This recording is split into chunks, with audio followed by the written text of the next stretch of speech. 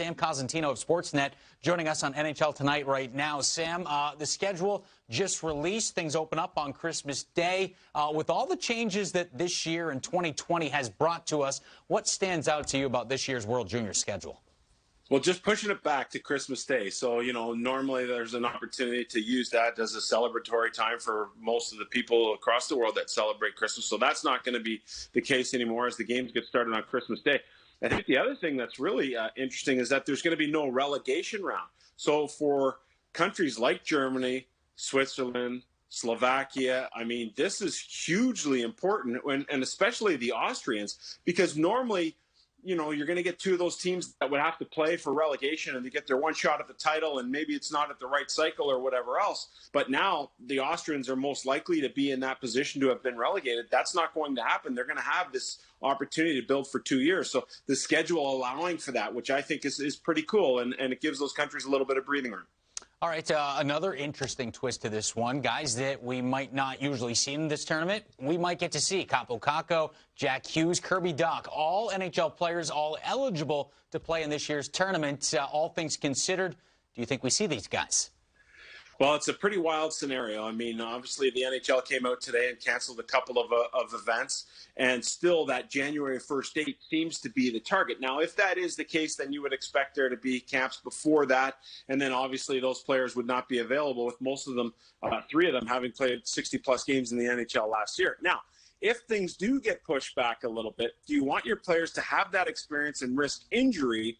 That's going to be the other question moving forward. So all of them are eligible to play, of course. Will their teams let them go is the next big question. But I think it really depends on when the start date to the National Hockey League comes. If for reason it gets pushed back to February, now you might be talking that these guys would be into business in terms of being able to participate for their countries. I don't see it happening, but the possibility does exist. All right, I hope we get to see those guys. What a thrill that would be for us who won't have seen live hockey for at least a couple of months. Team USA, Sam, kicking off the tournament on Christmas Day, taking on Team Russia. Who should fans keep an eye on for the red, white, and blue? Well, it's the group of death, so I think they're going to be really important to get off to a good start. But when I look at all the players returning for the U.S., my goodness, it starts with Trevor Zegras for me. This guy's outstanding, an Anaheim prospect, the guy who led the tournament in assists last year, who's an amazing playmaker, is now a year older, a year stronger, and a year wiser. So he is a guy that you'll be looking at as being one of the top performers in terms of expectations in the tournament. But I look at Caulfield, I look at Turcotte, I look at Robertson and Kaliev, and I think about all this firepower up front. Oh, wait a sec. Hold the phone. How about the 2 goaltenders in terms of Wolf and Knight that also get the opportunity to return? So you're talking about all that high offensive output, starting with Trevor Zegras, and then the ability to stop the puck. The way I look at it in terms of pure roster composition right now, you'd have to see that the Americans are definitely in medal contention here already. All right, Russia, another team that's probably going to be in medal contention. Who are some of the standouts on their roster?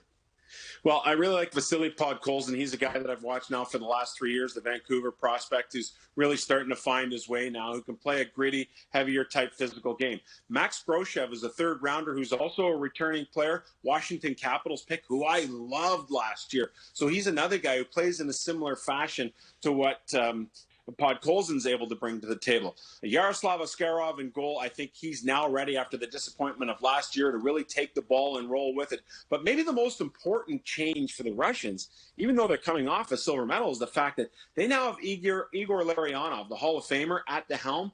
Valery Bragin, the head coach, the last dozen years or so, has moved on into the KHL. So Larionov comes at this thing with a little bit of a different approach. He won't be afraid to use younger players, including the goaltender Askarov, and really kind of forcing them into that role. But I think you're going to see a little more up-tempo, offensive, old-school Russian puck possession style of game, as opposed to the more gritty, grindy hockey that Bragin liked to play. So that'll be a fascinating addition as well. All right. Team Canada looking to go back-to-back when it comes to the golds. They could potentially have a ton of firepower on this team. What is the latest on their roster? What might it look like?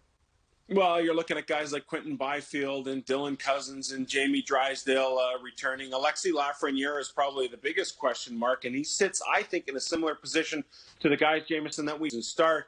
Is he a guy that's really already been there, done that, with having been the MVP and the gold medalist last year after the kind of rough experience he had 2 years ago? So he'll be a fascinating guy, definitely, to keep an eye on in terms of what Canada brings to the table. So, again, with the firepower that they're bringing back, also in contention for a medal here before things even get started. All right, the thing that I have my eye on, and I always have my eye on people's bookcases in the backdrop, the ping pong paddle, Smash Fest. Dominic Moore, is that a participant trophy, or are you that good? Participant? Did you bring it? I just want to know. No. Did you dominate that thing? You're killing me. Participant? No, I just want to know. I didn't know. Participants medal? No, I didn't think I'm so. The Pro-Am champ.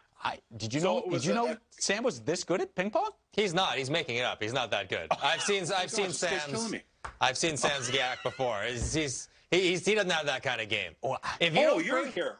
If you don't bring your paddle in its own personalized case, in a gold-plated case, you don't even get to the championship table. I've been there many, many times. Yeah, I heard it's pretty intense. So that's what what caught me off guard. I'm going to bring the Roger Clemens briefcase. True story, when I worked for the Blue Jays back in 97 and 98, he used to travel with his Cooper gloves in a briefcase. He used to call it the Rocket briefcase. So I'm going to bring to you, Johnny, that right there. William Nylander, myself, and I forget the chiropractor's name. I was part of the Pro-Am, obviously, on the Am side. But that's no participation trophy. And thanks for showing up, Johnny. Yeah, he was like in the rec league. He wasn't like in the pros. Oh, wow. I'm just saying. Fighting words. Guy's killing me. Oh, the Rocket when it comes to ping pong. Sam Cosentino.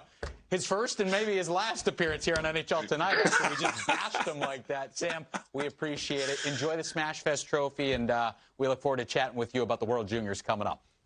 All right, good to see you guys. All right.